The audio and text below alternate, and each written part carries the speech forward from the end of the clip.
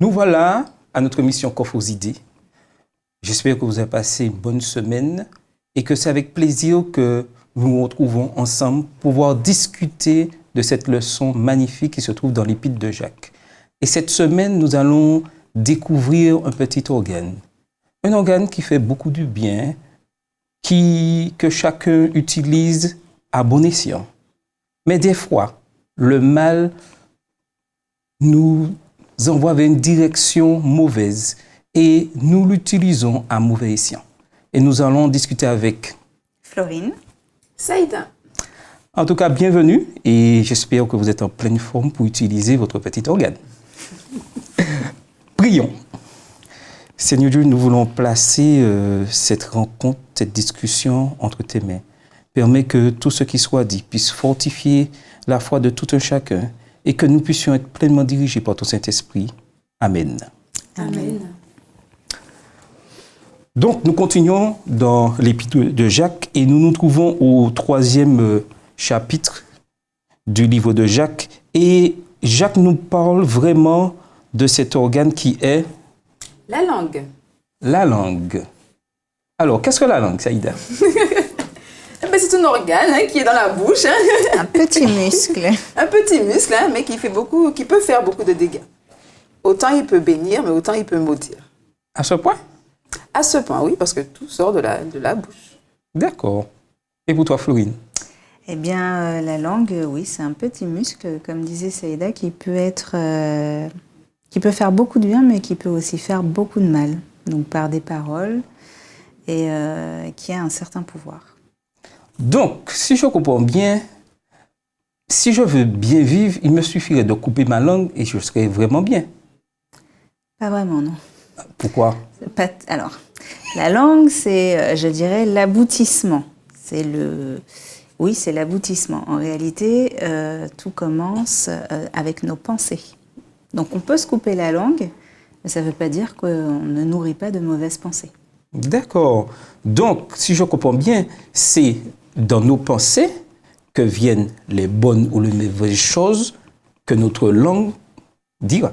Tout à fait. C'est de Dans là les pensées, dans le cœur. Oui, il y a une naissance, donc dans les pensées. On redescend au niveau du cœur, donc on continue à nourrir tout ça. Et puis, si on est un petit peu vaillant, eh ben, on va aller dans l'action. Donc, on va aller agir. On termine la course avec une action. D'accord. Mais pourquoi pensez-vous que Jacques nous met en garde contre cet organe? Parce que comme on le disait juste au début, eh bien, avec la langue, on peut effectivement prononcer de bonnes paroles qui peuvent être encourageantes, qui peuvent fortifier, mais on peut aussi prononcer de mauvaises paroles et on peut détruire quelqu'un avec la parole. La langue et la parole peuvent vraiment être destructrices. Alors, Saïda, tu partages cet avis ou... Dans Jacques, il fait référence au feu de la forêt. Un petit feu qui peut embrasser une forêt. Et la langue, c'est aussi un feu qui peut justement, soit comme on a répété, comme on l'a dit déjà, bénir ou maudire. Donc cette langue, elle est vraiment à double tranchant. Parce que dans une phrase, je peux sortir vraiment des paroles valorisantes, je peux bénir. Et puis dans la seconde après, par rapport à l'échange qu'on aura eu, je serai complètement en contradiction avec ce que je viens de dire et je vais maudire, je vais blesser l'autre, je vais mépriser l'autre. Et ces mots auront un impact sur lui. Tout à fait. Et on va voir les versets dont tu parles exactement, qui se trouvent dans Jacques 3, les versets, à partir du verset 6, où il est dit « La langue aussi est un feu, c'est le monde de l'iniquité. La langue est placée parmi nos membres, souillant tout le corps et enflammant le cours de la vie, étant elle-même enflammée par la géhenne. » Et j'aime bien le verset 7 et 8, les versets 7 et 8. « Toutes les espèces de bêtes et d'oiseaux, de reptiles et d'animaux marins ont été domptés par la nature humaine. Mais la langue, aucun homme ne peut la dompter. C'est un mal qu'on ne peut réprimer. Elle est pleine de venin mortel. » Lorsqu'on s'arrête là et on voit ce que Jacques dit, moi j'ai l'impression que je vais me faire opérer demain, me couper ma langue. Mais en même temps, tu ne peux pas vivre sans parler. L'être humain a besoin d'échanger avec les autres. Tu vois, parce qu'on a un savoir, mais on ne peut pas le garder pour toi. Et forcément, la langue, elle peut faire de bonnes choses. Avec l'Esprit de Dieu, ta langue, elle peut dire des paroles valorisantes, elle peut bénir. Donc, tu ne vas pas couper ta langue parce que Dieu a quand même besoin que tu puisses porter l'évangile. Oui, mais lorsque je dis de mauvaises choses, je suis... c'est bien, tu m'as parlé, oui, parce qu'on le voit bien dans les versets qui suivent, où Jacques nous dit, par elle nous bénissons le Seigneur, notre Père, et par elle nous maudissons les hommes faits à l'image de Dieu. En fait, le psaume 141.3, Jacques nous met en garde. Et le psaume 141.3 dit « Éternel, mets une garde à ma bouche, veille sur la porte de mes lèvres. » En aucun cas, là, il demande à ce qu'on lui coupe la langue. Par contre, il va demander de l'aide et il va demander à ce que on puisse, enfin, à ce que Dieu puisse effectivement l'aider à faire en sorte qu'il ne parle pas n'importe comment, de mettre une garde à sa langue. Donc, comme disait Saïda, si on la coupe, ça peut être embêtant, surtout s'il y a de très bonnes choses qui doivent être dites. Ok, alors, pensez-vous qu'un être humain peut vivre bien, c'est-à-dire vivre pleinement, sans vraiment, je dirais, être affecté par les paroles qu'il entend? Alors, en effet, on est fait de chair et de sang. On a un cœur où résident toutes nos émotions. Et en fait, l'être humain ne pourra pas vivre sans paroles, mais en même temps, les paroles qui lui seront adressées auront forcément un impact sur lui et vont l'affecter, que ce soit en bien ou en mal. Effectivement, généralement, on retient ce qui est mal, parce que ça touche à notre ego, ça touche à notre propre personne, mais l'être humain a besoin de ça, de paroles. Mm-hmm. Effectivement, Jacques nous met en garde dans l'utilisation de notre langue, parce qu'effectivement, elle peut, oui, fortifier, faire du bien, donc aux frères, à la sœur, mais elle peut aussi faire très mal, elle peut être blessante et elle peut détruire. Et donc, on reste pas insensible à une parole, qu'elle soit bonne ou mauvaise, on reste pas insensible. Donc, Jacques nous met vraiment en garde, faites attention à comment vous utilisez votre langue. Parce que vous pouvez faire de très très gros dégâts, comme vous pouvez faire beaucoup beaucoup de bien. Souvent on entend dire des personnes dire ce n'est pas ce que je voulais dire, c'était une plaisanterie. Alors comment aborder ce genre de réflexion? Et c'est vrai que nous aimons bien taquiner, plaisanter, surtout en tant que jeunes, mais des fois il nous arrive, je dirais, de dépasser certaines limites. Et nous nous disons, bon, je me suis laissé aller, je m'excuse. Mais est-ce que ça répare vraiment ces choses-là lorsque j'ai fait, entre guillemets, une mauvaise plaisanterie? Non, ça ne répare pas totalement. Parce que ça a été dit, ça a été prononcé et que le mal est fait. Donc si c'est une mauvaise parole, on a blessé l'autre, qu'on le veuille ou non. On peut effectivement s'excuser, ce qui est quand même très bien, mais c'est fait, on ne reviendra pas en arrière. On a laissé une trace, on a créé un impact négatif chez l'autre. Et qui plus est, si c'est une parole qui est lourde de sens pour le frère ou la sœur, ça peut peut-être la ramener en arrière avec une histoire, un vécu qui était peut-être à une période très très compliquée pour elle. On aura beau s'excuser, on a réveillé le mal. Et on a provoqué, je dirais peut-être, on a été ouvrir une blessure qui peut-être commençait à se refermer, voire était même refermée. Alors, si je comprends bien, on pourrait utiliser un terme qu'on entend dans le domaine, je dirais, administratif. Il faudrait être vraiment de véritables diplomates. À partir du moment où tu entres en relation avec quelqu'un et que tu apprends à le connaître, tu connais en fait son degré de sensibilité. Mm-hmm. Tu connais si c'est une personne qui est susceptible ou pas. Et tu sais quelles plaisanteries vont passer ou ne vont pas passer. Effectivement, sous le coup de la colère, on dit plein de choses. Au final, ce sont des choses qu'on pense. On n'a jamais osé dire et on dit, c'était sous le coup de la colère, j'ai dit, mais c'est des choses qu'on a gardées pour soi et qu'on n'a pas osé dire à l'autre. Et la langue aussi, permet de pouvoir dire les choses en vérité à son prochain. Alors c'est vrai que ça peut blesser, ça peut faire mal. Mais si on est authentique et vrai avec les personnes qui nous entourent, les personnes, en fait, elles ne seront pas affectées par cette taquinerie parce que, en amont, on sera en vérité avec elles. Maintenant, il faut approfondir, il faut connaître quelqu'un parce que, si on ne se connaît pas, je vais pas, il y a des plaisanteries que je ne pourrais pas faire avec toi. D'accord. Mais j'ai un exemple dans la Bible avec David et Saül. Où David a remporté la victoire, Goliath, c'est la joie, tout le monde chante et dans les chants on entend David a frappé 10 000 et Saül 1000 et on découvre lorsqu'on lit le texte que Saül le prend mal. Alors est-ce que c'est David qui a commis une erreur ou Saül a mal interprété ce qui était dit En fait, Saül était déjà sensibilisé, son cœur était déjà centré sur lui-même. Et quand il a en entendant cette chanson a fait écho en fait à où il en était, au fait qu'il voulait être au-dessus d'eux. Et le fait qu'on dise oui, David a frappé et que David ait fait plus que lui, ça l'a affecté, ça l'a touché. Et donc dans son cœur et dans ses pensées, ça a nourri, ça a cheminé. Il y a eu des mauvaises pensées et après il y a eu des actes que Saül a posés face à David. On pourrait se poser la question, mais Saül était en droit, c'était lui le roi. Et il est, je dirais, les honneurs ne sont pas dirigés vers lui, le roi est vers une autre personne. Donc, en fait, l'histoire, elle met en lumière justement l'impact de ses paroles. Et l'impact des paroles, justement, envers Saül, qui avait effectivement la faiblesse de peut-être avoir une certaine sagesse, mais en réalité, je dirais une sagesse égocentrique. Donc, effectivement, les paroles font ressortir peut-être ce qu'il cachait, ce qu'il dissimulait ou pas. Mais ça met vraiment en lumière le fait que, attention, vous avez chanté, donc les femmes ont chanté, oui, mais les paroles ont eu un impact et un impact négatif sur Saül. Même s'il avait une faiblesse, etc., cette chanson est venue davantage appuyer là où, pour lui, c'est un problème. La parole, pour le coup, a été, je dirais, destructrice. Mais on peut se demander qui avait raison, David ou Saül? En fait, là, c'était pas la question de qui avait raison, en fait. C'est vraiment où j'en suis dans ma relation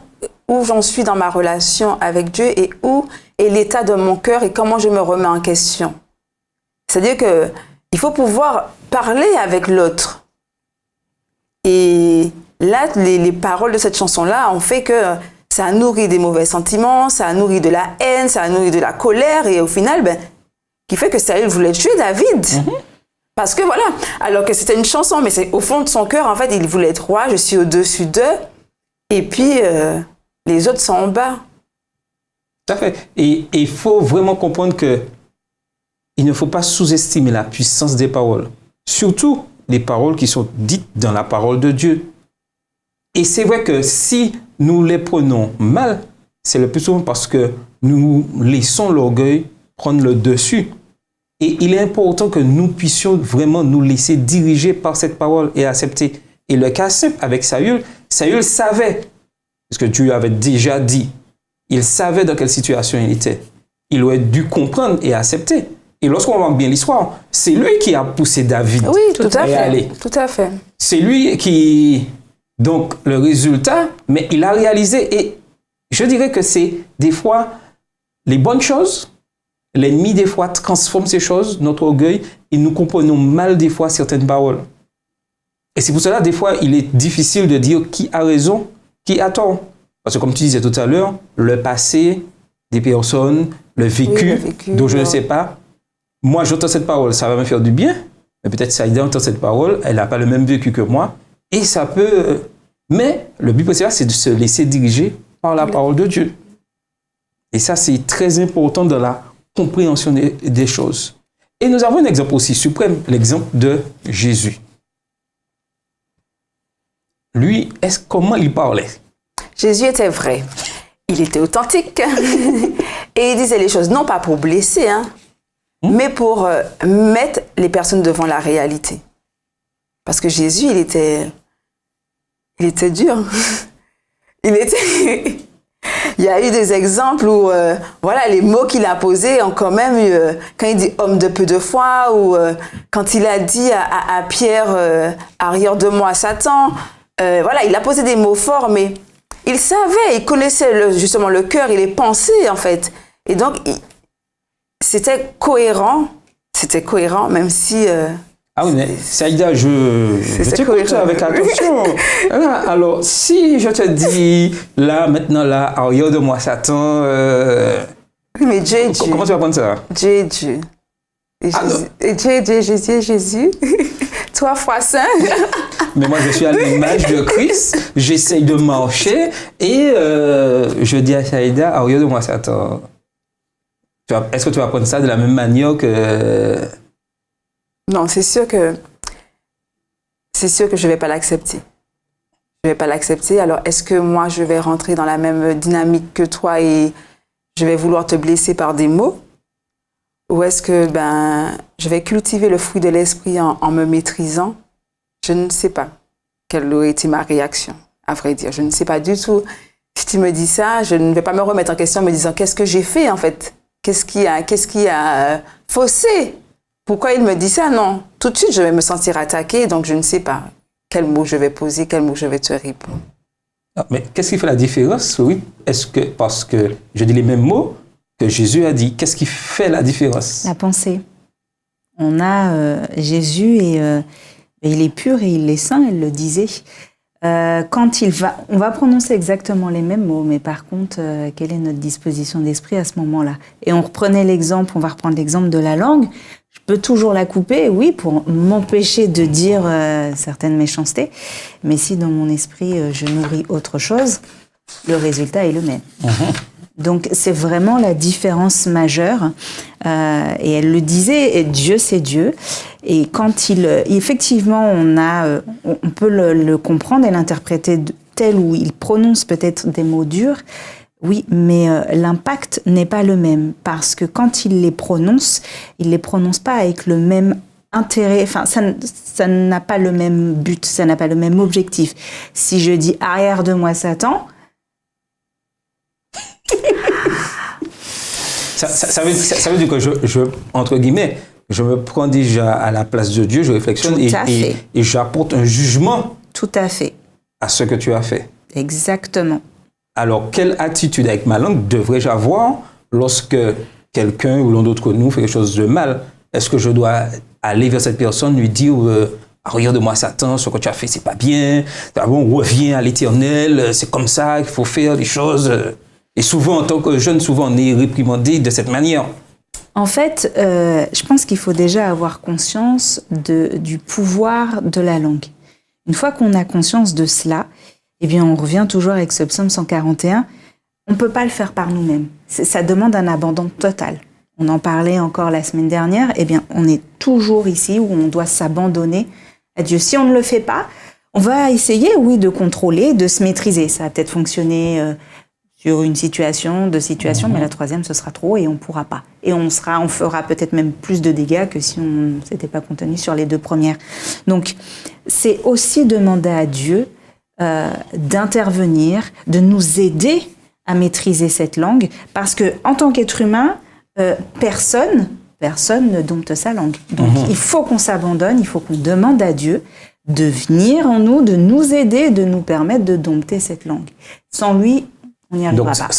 Sans Christ au centre de nos vies, notre langue part dans tout un processus. Oui, parce qu'on a toujours tendance à ramener aussi les choses à soi. Donc, on se focalise plus sur Dieu, on se focalise de nouveau sur nous. On recentre sur nous.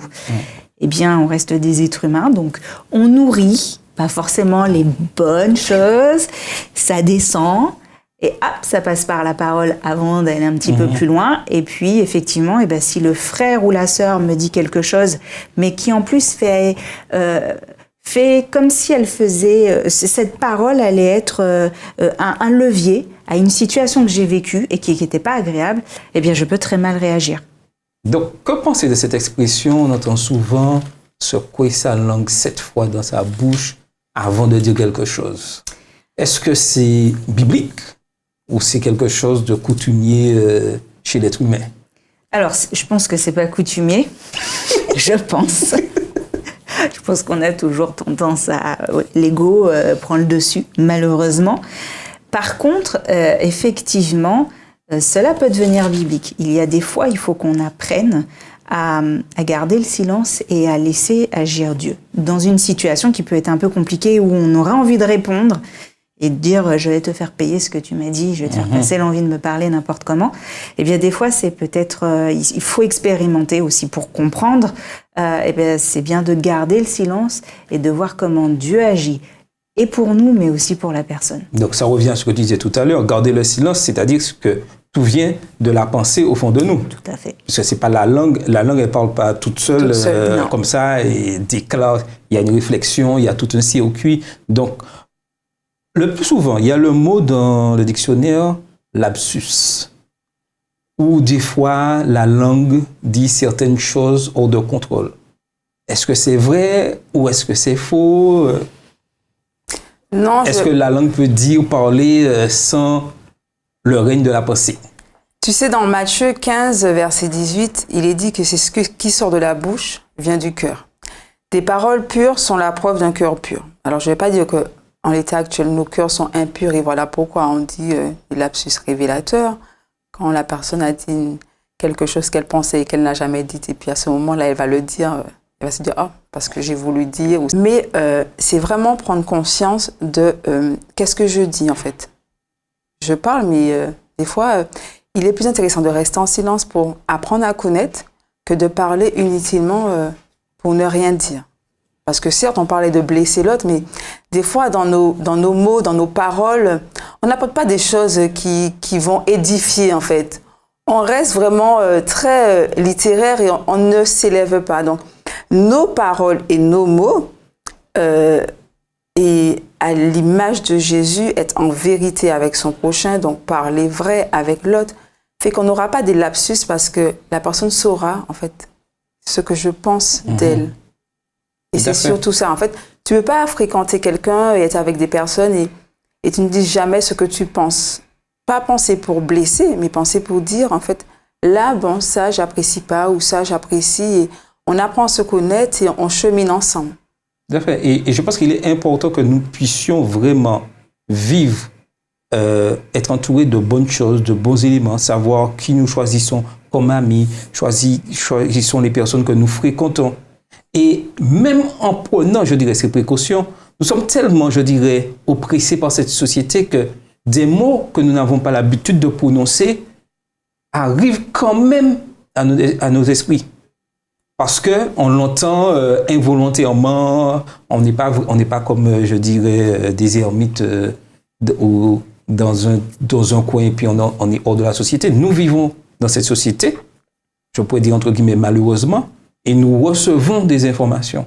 Mais maintenant, la parole, et c'est ce que Jacques veut nous faire dire, c'est que nous devons faire attention à ce que nous écoutons et aussi à ce que nous disons. Et l'apôtre Jacques nous encourage à pouvoir toujours dire de bonnes choses. Et à aucun moment, comme je disais, à aucun moment, il dit de couper la langue et puis de la jeter. Il dit simplement, avec l'aide de Christ, nous pouvons dompter la langue. Et il nous encourage à dire que des bonnes choses.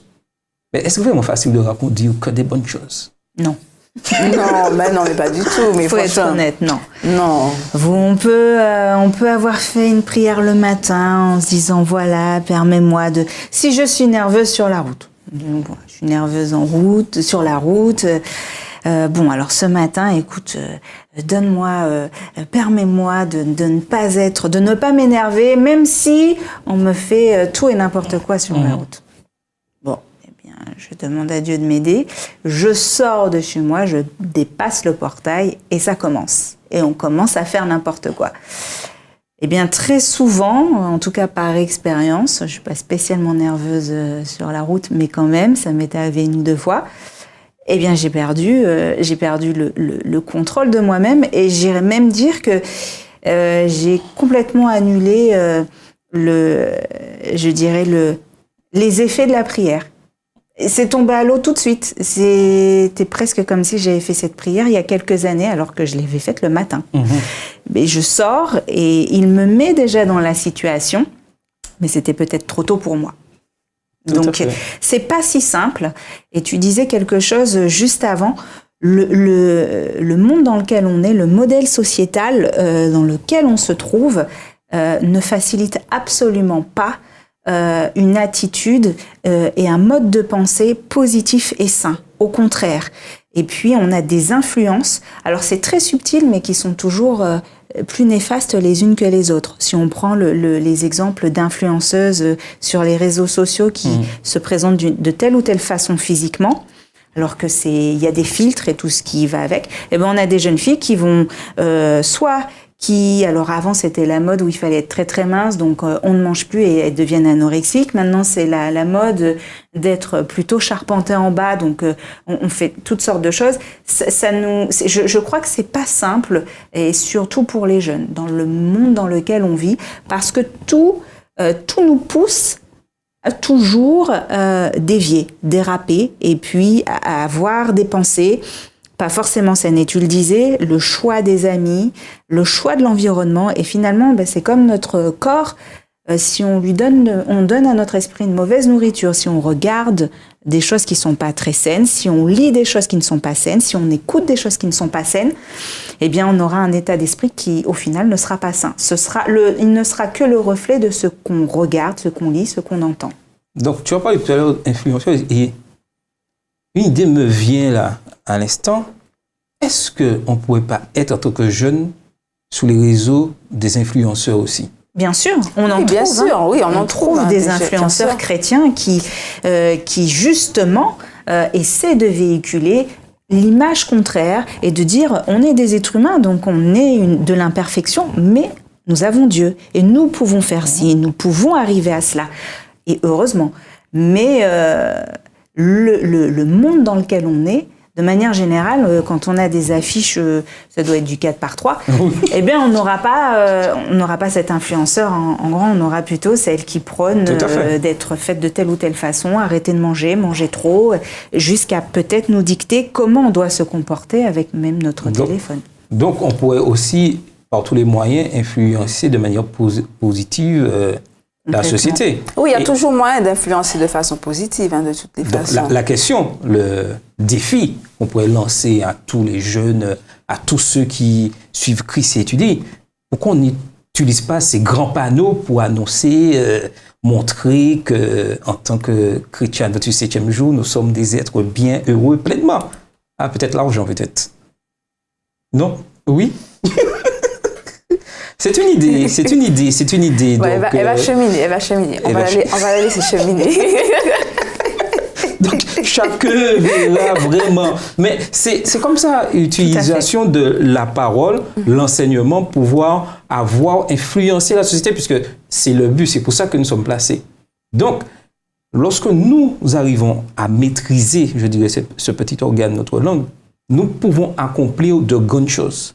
Et le défi pour nous, entre jeunes, c'est pouvoir vivre dans ce 21e siècle, être entendu, malgré toute la pollution audiovisuelle et des réseaux, mais pouvoir changer les choses. Même un petit grain peut changer beaucoup de choses. Tout à fait. En fait, c'est vraiment affirmer son identité en Christ, sans complexe dans le monde dans lequel on est, et c'est peut-être un des plus gros challenges de ce 21e siècle pour les jeunes. Tout à fait. Et comme à la fin de chacune de nos rencontres, je vous laisser avec cette petite réflexion. Il nous est dit, l'insigne du chrétien n'est pas extérieur. Il ne consiste pas en une croix ou une couronne. C'est l'union de l'homme avec Dieu, la puissance de la grâce divine manifestée dans la transformation du caractère convaincra le monde que le Seigneur a envoyé son Fils pour racheter. Aucune influence n'a plus de force sur l'âme humaine que celle d'une vie désintéressée. L'argument le plus puissant en faveur de l'Évangile, c'est un chrétien aimant et aimable. Donc, nous pouvons dire que si nous voulons maîtriser notre langue, il faut être bon et aimable. C'était votre émission Coffre aux idées.